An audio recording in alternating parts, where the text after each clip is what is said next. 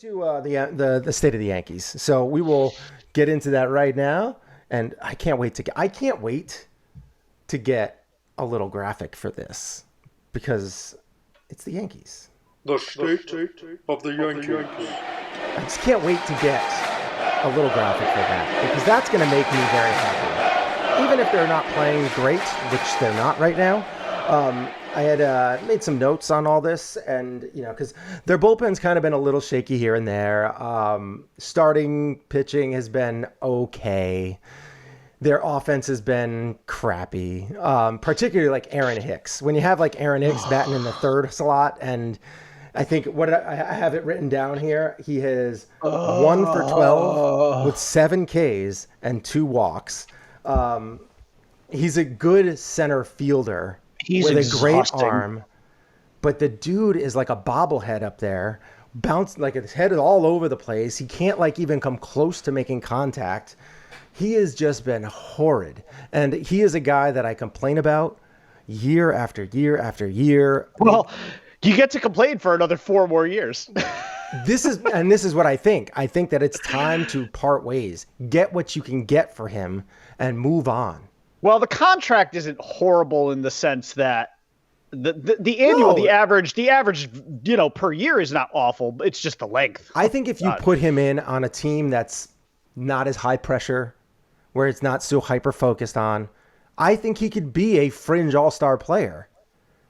He's never going to be better than that, but I think he could be a fringe all-star guy. Like, I think he could be on the verge of being an all-star on a different team. 7 years, $70 million. That's not an all-star contract. That's an average baseball player contract. That's what I think. I think when he plays at his best, he could be a fringe all-star guy. I think it's just there's too many eyes on him all the time. Why is he hitting third in this lineup? Because he walks so much.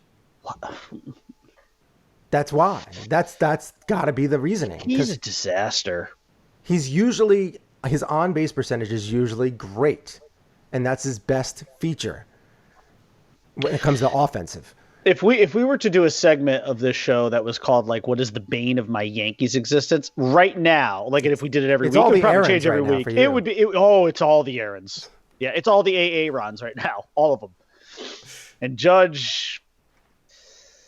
Oh, man. You know what worries me most about Judge? Listen, Hicks is what he is, okay? Uh-huh. He's an average – he's just an average baseball player. A good center fielder, good arm. Yeah. At this point, I don't know how you could call him anything less than a below-average hitter. Right. I mean, listen, let's not overreact too much to the first 3 games. But Aaron Judge is the bigger concern for me. Mm-hmm. And this is a long-term concern. This isn't just based on 3 games. This is – and I texted this to you the other day, and I couldn't believe it. And I only knew it because I think Michael Kay said it on the broadcast, which was that Aaron Hicks has never had a walk-off hit in his career. I mean, he's never had a game-winning walk-off hit. Hicks or Judge? No, Judge. Judge. You said Hicks. In his career. All right. Oh, sorry. I meant Judge. Yeah. And that's like... They're both basically the same player right now. Astonishing. That's astonishing. It is a little astonishing, yes. Just think about that for a second. Yeah. It's not like the guy has only been a Yankee for a couple of years. Okay. Well, he kind of has because he's only played half seasons. I mean, if you add all the games together, yeah, I suppose. But even still, like Gleyber Torres had a walk-off hit in like his first year. Yeah. I mean, and he's had probably a couple.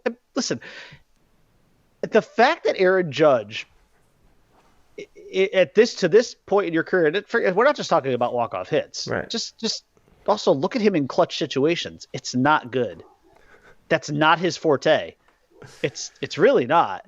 And that's how we're going to, no pun intended, judge him, unfortunately, because the guy looks the part. He's an absolute Adonis physically. Yes. He's got a cannon for an arm in right field. He plays a good right field. I think it's like we're talking about Hicks again, except just at a relatively better level. He's got an even bigger arm, maybe plays even slightly better defense, hits better, but man, oh man, is he missing the clutch gene. He really is. He really is. And if he is the face of he's not only the face of the Yankees, but he's one of, as we've talked about before, probably one of the 3 faces of baseball. Mm-hmm.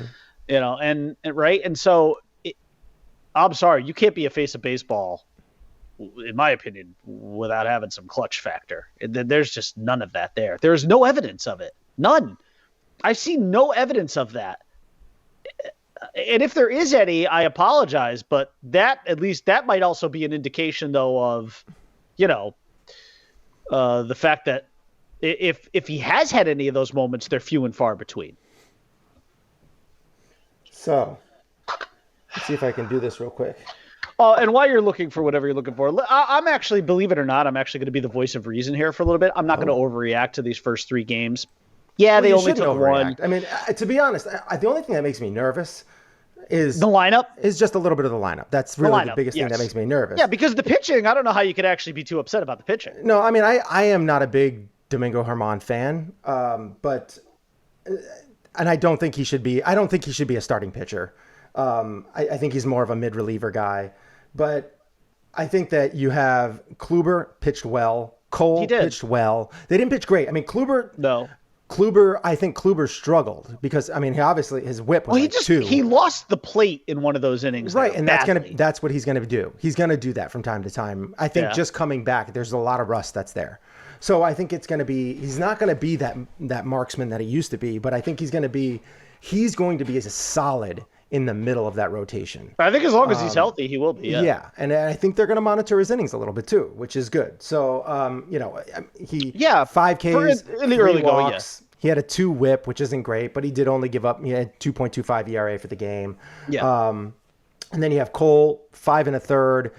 He had just a little made bit the of one rust. bad pitch. He had that one bad pitch, but to 8 Hernandez, Ks in 5 1/3. That's pretty normal. Typical Garrett Cole. Yeah. You're looking for probably closer to 6 or 7 innings per game, but opening day again. Yeah, opening day cold. But his offense is just it's anemic. Terrible. Anemic is the word you're looking for. It's bad. So I'm looking forward to seeing the Yankees start to hit the stride at the plate. Hitting is definitely going to come second, but especially when you have some guys who can really get into some bad slumps and be there for a lot. So like people like Stanton, Judge, even Sanchez, who's been hot at the beginning of the year so far. Hicks, all these guys can get into some bad slumps. Frazier, LeMahieu, and Sanchez are the only ones that have been hitting right now. So that's kind of where we're at. They might need to pump the brakes on Hicks for a little while, let him get him straight, but just throw Gardner out there because Gardner is seeming to see the ball okay right now at the beginning of the year. He's only has like 3 at bats, but still, you might need to pump the brakes on him a little bit. I want to go back to yes, I agree. I want to go back to Stanton, by the way, real quick. Boone said something yesterday, I think, in the pregame press conference that disturbs me. Yeah, that I don't know if there was any clarification on this, what exactly he meant, if it was just meant to be as like a preface for the beginning of the season, and maybe this will change over the course of the season. But he said that Giancarlo Stanton would not play more than 5 games in a row. In other words, for every 6th game, he would get a day off. Mm-hmm. Okay, so I've got some. First of all, if that is a throughout the year thing, and not just like a beginning of the season, just to kind of get him up to game speed, whatever. I don't really know. If that is a year-long thing, that is a horrendous idea. First of all, Giancarlo Stanton, just based on his history, he's going to miss 15 to 20 games, maybe even more, just because of injury. Uh-huh. I mean, the guy is an oblique injury waiting to happen, and oblique injuries take longer than that even to heal. Indeed. So right off the bat, you have to shave. Okay, so in a 162 game schedule, you have to shave 15 right off the bat, maybe even 20 with him, just because he's going to get injured. He's going to. There's just too many muscles there not to strain. Okay, he's got like 30 extra muscles than most people. He's right. It's. I mean, the guy is, again. You talk. It's like Judge, just built like a Greek god. I mean, he's carved out of stone. He's fucking granite. But that's not conducive I don't think that's a great, it's a great body. I've never believed that those are great sports bodies. I think lean and wiry are the good sports bodies. Guys who, focus more on stretching and being limber and fucking hot rock yoga or whatever the fuck, Pilates. people do Get these some days. Pilates on it. Yeah, whatever that, right? That to me is the healthier sports body as opposed to the guy who's, when he takes his shirt off, he looks, he looks like Hercules. That doesn't do much for me. That's nice for not on the baseball field anyway. It's it's great for a magazine cover. It doesn't do shit for me as far as your ability to perform on the field and to stay healthy, which of course, again, the new great saying is the best ability is availability in sports. Mm-hmm. But now on top of those injuries, if you are saying that you're going to now extract him like once every fifth or sixth game, you're basically taking another 20 some odd 30 games off. Right. So at this point, are you telling me that Giancarlo Stanton, who's making 30 some odd $1 million a year, is now like a 120 game player?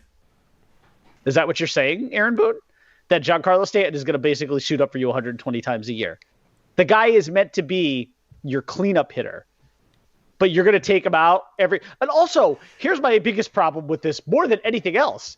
It's not like he's a 38-year-old left fielder. He's not Brett Gardner, who needs a blow every few days because he's fucking old. The man is in his late 20s, early 30s, and he's a DH primarily.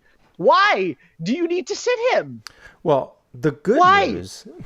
The good news is that... Are you actually like, is this like preventive medicine? Like you're actually proactively trying to prevent him from getting injured just on a given day? In the last 2 years, he has 10 home runs. I understand. Yeah. So would you want him on the field a little more often? 10. A whole 10 home runs in the last 2 years. Boy, that's a lot of money per home run. A lot. I mean... He only getting what? He has about 165 at bats, but is that $6 million per home run? He's getting like $1 million per at bat, basically. Yeah, I just don't understand that. I mean, again, I don't know. Maybe I missed some clarification on that. I don't know what Boone actually said. Like if he just said, maybe just to start the season, this is how it's going to go. But I don't know. It just doesn't make sense. Hey, Damian weighed in. Yeah, he did. Few minutes ago. Good morning, fellas. My Red Sox are off to an historic start. Yeah, we got it. First time opening 0-3 at home. Wow. Okay. And I responded, sorry, LOL. Yeah, I see it. Okay. They're not a good team. They aren't as bad as they looked over the weekend. You know what's weird with the Red Sox is I still like... Nothing about them? It's a small core, I mean, as far as the lineup goes, but I mean, I don't know how you don't love the idea of long-term Xander endeavors. Their pitching, I guess, would obviously be the biggest concern. Sale is not coming back until, what is it, mid-season, right? And then, I mean, I love Eduardo Hernandez, but he got COVID, right? Who, Rodriguez? Oh, sorry. Eduardo Rodriguez. Yeah. Yes, I said Hernandez. Eduardo Rodriguez, he got COVID, right? Dead arm. He's got a dead arm, I think. Yeah. I think that was I love his stuff. He's got great stuff. He could be a really good pitcher. He hasn't seemed to have much luck, either with injuries or whatever, but I think maybe Damian. If I recall though, he did get COVID, and that wasn't good because does he have a heart condition of some kind? And they're like worried, like long term, they might be worried about him. Yeah, that is something that is out there about that. We also have Joe, your boy Stick. He sent us something as well. Oh, did he? Yeah. He sent a private text. I'm not going to put his number in here or anything, but I'm going to put this on here. He said, someone, exclamation, told you about Hicks and Judge. Well, I've been on Hicks for years. Listen, Hicks, I'm not going to give him any credit for Hicks. That's low-hanging fruit. But Judge, yeah, I'll give Joe some credit for that. He has been anti-Judge for a long time. I'm not anti-Judge. I still think if Judge can stay healthy, I think that he's going to be a very good player. He has too big of a strikeout zone to be like a superstar, like to be like a Mike Trout or something like that. Like, I love the name is there for it. To have that name, Judge, is just tremendous. Like having that name, absolutely fantastic. He's got everything, but apparently he just can't stay on the field. He can't stay healthy. I mean, that too. You can't say that he's not clutch. I mean, because his career is still very young because he hasn't played much. Except he's not very young. Right, but his career's young because he hasn't played a lot. Yeah. Well, yeah, it took him a little while to get there too. And yeah, it took him a while to get there. It took him now he's having a hard time staying healthy. There's just a lot of issues. So like, I'm hoping that he can be like one of those players that just all of a sudden starts to get healthy, can string together 3 or 4 good, healthy years. So you can see his like 280, 35 to 45 and like 120 RBIs, and he can actually string together some time. But until he does that, he's just hot garbage. I mean, because like, it's not that he's a waste, because he's a nice athletic player, but he's having a hard time. So Damian said he's got a dead arm right now. Isn't he talking about Eduardo Rodriguez? He has COVID and had a heart problem. Developed because of it. And now missed all of 2020 because of it. And because with COVID, we don't know what the long-term impacts are. That's scary. I mean, that's frightening. So yeah, it is. And I like him. I mean, there's not a lot of Red Sox I like. The one Red Sox that I really liked, Benintendi, actually ended up going to the Royals. So now I can actually like him a little more. I can actually root for him. Yeah, it was harder before. All right, let's get on to the I think we're pretty much covered baseball for now. I mean, it's very early in the season. I can't wait to start talking about this next week after everybody's got like a good 10 games under their belt and everything like that, and then see where everybody's going. That'll be exciting to see how things are starting to shake out. Getting into the first month or two of the season will be tremendous to see how the health of like Kluber, how the health of Judge, if Gary Sanchez can continue to have putting the bat on the ball and having it leave the yard, which would be great because you need him. Frazier, another guy who I know that you're a big fan of Frazier. I've been rooting for Frazier. I want him to be good. And he. By the way, you know what? Yesterday's game he made a great defensive play too. Yesterday's game gave you a really good indication of why the maturation of Clint Frazier, and he literally, I don't know, was it the 6th or the 7th inning there? 6th inning, I think, or maybe it was the 5th. He took it upon himself to manufacture a run for the Yankees. So he bloops that little ball into no man's land down the first base line, heads up, runs to second, steals third, and then is able to get in on like a weak ground ball. Yeah. I mean, he literally was like, I'm fucking scoring. Yeah. I don't care how. And that's good. That's kind of like that scrappiness that you like to have. And and he's not just a scrappy player too. Like the dude's got some power. Like he should be hitting. He's got the epic bat speed. Yeah, he should have that 35 home run potential. So we'll see how it goes. But I'm hoping that he can stay healthy as well, because he's had a bit of an injury bug too over the last couple of years. A little, yeah. I am telling you right now, I am steamrolling towards getting that 77 road Yankees gray authentic jersey. That's going to happen. Yeah, so that's happening. I'll be very interested to see how everything plays out. Seeing when Britton finally comes back, and how the bullpen kind of shakes out. I haven't really loved the way that Darren O'Day's been pitching. But King. I like Darren O'Day. But the King's coming out there. Oh my goodness! He was what a dominant display. Pinpoint accuracy yesterday. Yeah, it was good boy, stuff. he looked good. That's why there were, yes, they lost 2 out of 3, but there were some, mostly on the pitching side. There were some positives. To a very young team. A very young and spunky team. Yeah. Yeah. Yeah. So I know the Blue Jays are going to be. We talked about that last week. They're going to be pains in the asses. Get used to it. They're going to be a good team. They're going to be there all year. They're going to be pains in the butt for years. Yeah, they are. They are. The next 3 to 5 years at least, until they all suck it up, Buttercup. That's the way it's going to be. Until they can't pay all those guys, and then and one of them goes to the Yankees, and when we get Vlad Guerrero Jr. I was just going to say, by the time we can get Luke Voigt out of first, put Vlad right in, that'll be awesome. Although Vlad's got some technique to work on over at first base there, though. He is. As a former first baseman, let me tell you, man, he needs to learn to straddle the bag. I also think he has some technique at the dinner plate too that he needs to work on. Oh no, but supposedly he lost 40 pounds. Yeah. And that's good. That's good. I'm glad, because it's not really so much the size of him, the way he looks. Because we obviously saw Cecil Fielder play for years, right? Yeah, it's more of a health aspect. Exponentially bigger than Vlad Guerrero. It's more like a health aspect. Like it's really rough on your joints and everything. It's going to shorten your career. Like that's why you want him to slim down. Like Pablo Sandoval, he was ginormous and then lost a bunch of weight, became terrible, and then put it back and never was able to be the same. Like so it's just and that's going to be like. It's just horrible on your joints. Absolutely terrible on your joints. More than anything else, especially when you're pounding, running around on cleats around the base. It's just terrible. And if you're on AstroTurf or whatever you're playing on, it's going to be terrible for you. I can tell you, as a guy who once weighed 265, extra weight on the joints, it's not what you want. No, it's not. You feel a lot better when you're in the high 180s. When you're nice and wiry like Jeter for your whole life. Yeah. You're going to have a long career.